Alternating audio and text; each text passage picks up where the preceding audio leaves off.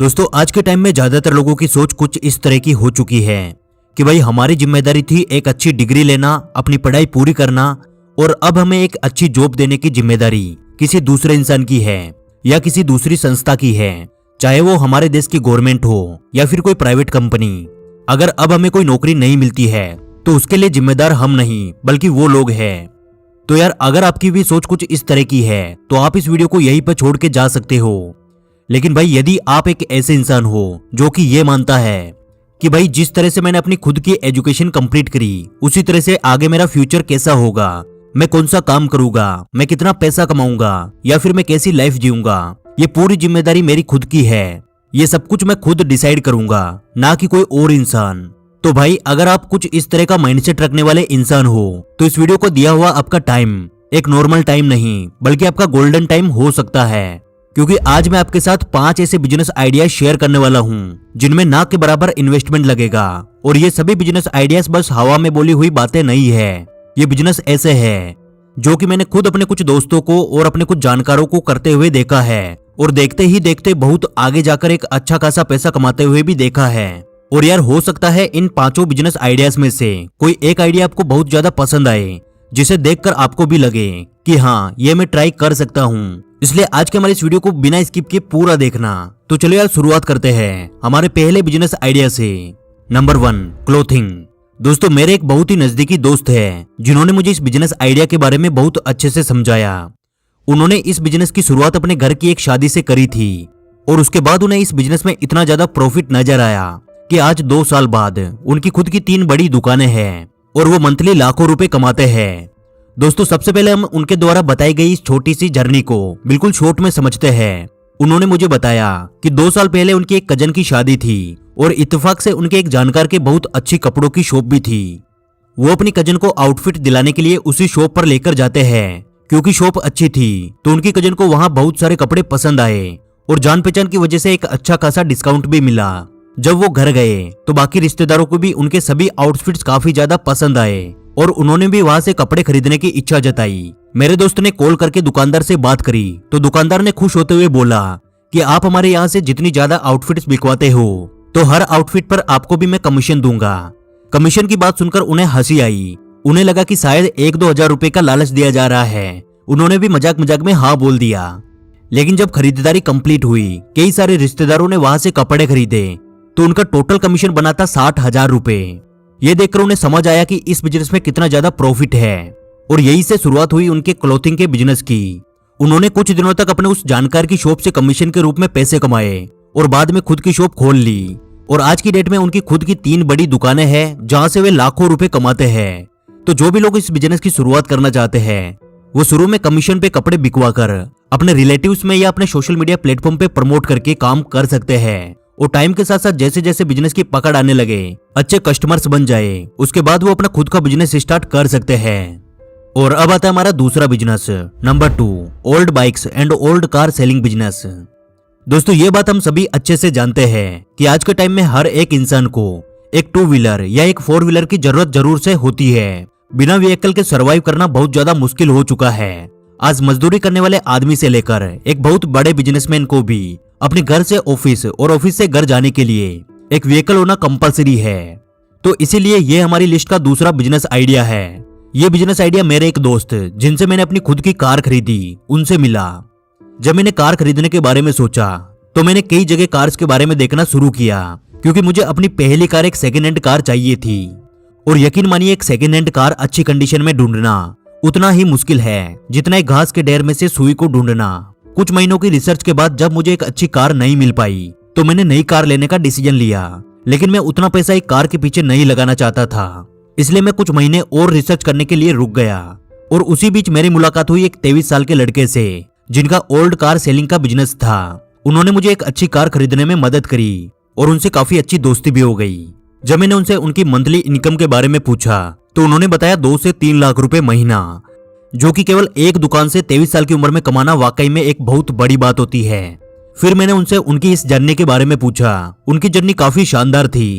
उन्होंने बताया कि भैया मैंने अपने शौक के लिए एक सेकेंड हैंड कार खरीदी थी जिसे मैंने 10,000 के प्रॉफिट पर दोबारा बेच दिया और उन्हीं पैसों से मैंने दोबारा एक और कार खरीदी और उसे 30,000 के प्रॉफिट पर फिर से बेच दिया और इसी तरह से मुझे इस बिजनेस का भूत सवार हो गया और मैं लगातार लेन देन करने लगा। कई बार मुझे नुकसान भी हुआ, लेकिन मैं सीखता गया और अच्छी पकड़ बना ली।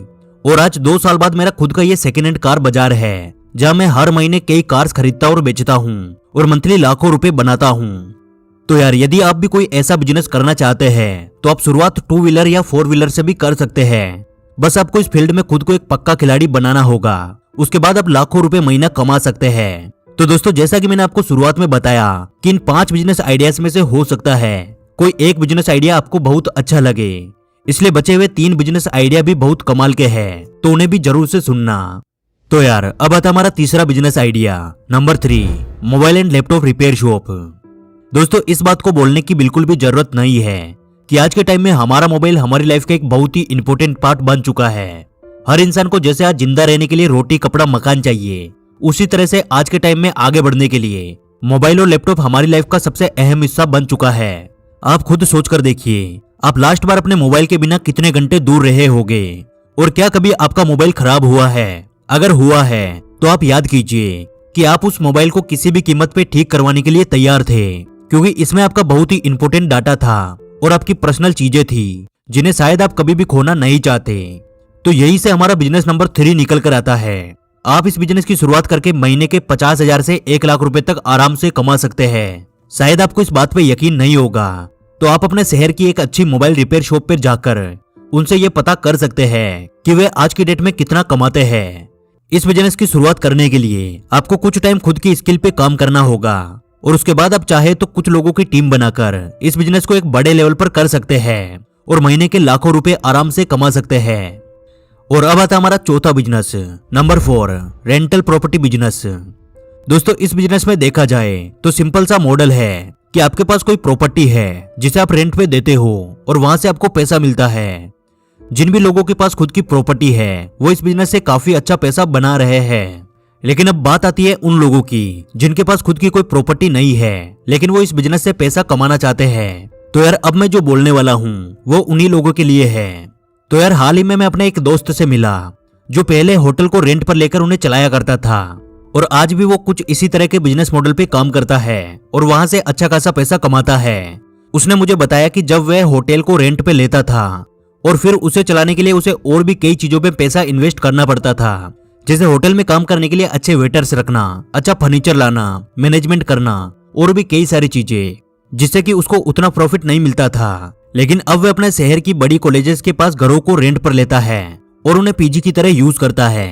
यानी अब वह सालाना किराए पर बड़े हॉस्टल्स को रेंट पर ले लेता है और मंथली बेस पर स्टूडेंट्स को रहने के लिए जगह देता है और वहां से अच्छा खासा पैसा बनाता है।